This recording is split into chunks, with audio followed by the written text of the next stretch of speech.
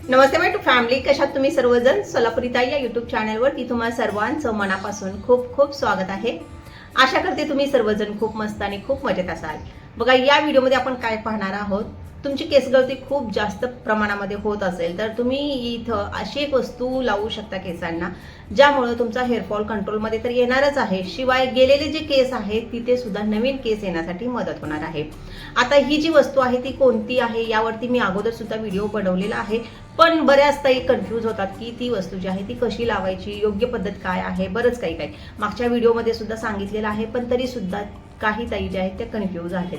त्यासाठी हा छोटासा व्हिडिओ होणार आहे.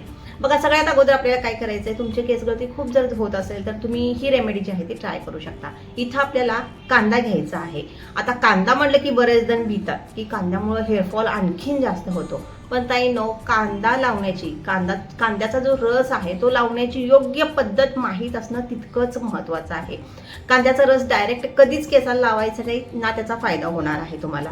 तर कांदा लावायची योग्य पद्धत कोणती आहे, तर आपल्याला एक लाल रंगाचा कांदा घ्यायचा आहे, लाल म्हणा किंवा गुलाबी कांदा जो असतो तो घ्यायचा आहे आणि त्याची साल काढून त्याला मिक्सरला वाटायचा आहे. पण वाटण्या अगोदर एक छोटासा अद्रकचा तुकडा त्यामध्ये घालायचा आहे.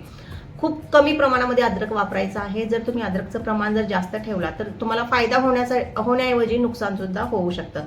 अर्धा इंच अद्रकचा तुकडा तुम्हाला इथं घालायचा आहे, म्हणजे एवढासा, फक्त एवढासा अद्रकचा तुकडा तुम्हाला त्यामध्ये घालायचा आहे. कांद्याची साल सोलायची आहे, ते काढायची आहे आणि रफली चॉप करायचं आहे आणि अद्रकचा अर्धा इंच आपल्याला इथं वापर करायचा आहे. थोडंसं अद्रक यामध्ये घालायचं आणि हे मिक्सरला वाटून घ्यायचं आहे आणि वस्त्रगाळ करायचं आहे, म्हणजे कपड्याने याचा रस जो आहे तो पिळून काढा किंवा गाळणीने पिळून काढा.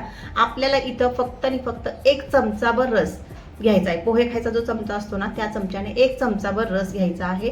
तर त्या रसामध्ये आपल्याला काय घालायचं, 1 चमचाभर एका बाउलमध्ये रस घेतला आणि त्याच्यामध्ये आपल्याला काय घालायचं आहे, तर त्याच्यामध्ये आपल्याला 4 चमचे खोबऱ्याचं तेल घालायचं आहे. इथं खोबऱ्याचं तेल तुम्ही नक्की वापरा.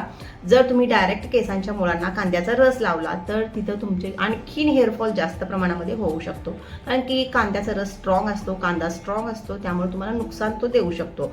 पण जर तुम्ही 1 चमचा कांद्याच्या रसामध्ये 4 चमचे खोबऱ्याचं तेल जर मिक्स केलात आणि ते व्यवस्थित मिक्स करून केसांच्या मुळांना जर लावलात आणि 2 ते 3 तास ठेवायचे आहेत केसांच्या मुळांना, त्यानंतर हेअर वॉश करायचं आहे, केस धुवून काढायचे आहेत आणि परत तुम्ही नॉर्मल तुमचं जे पण तेल असतं ते लावायचं आहे.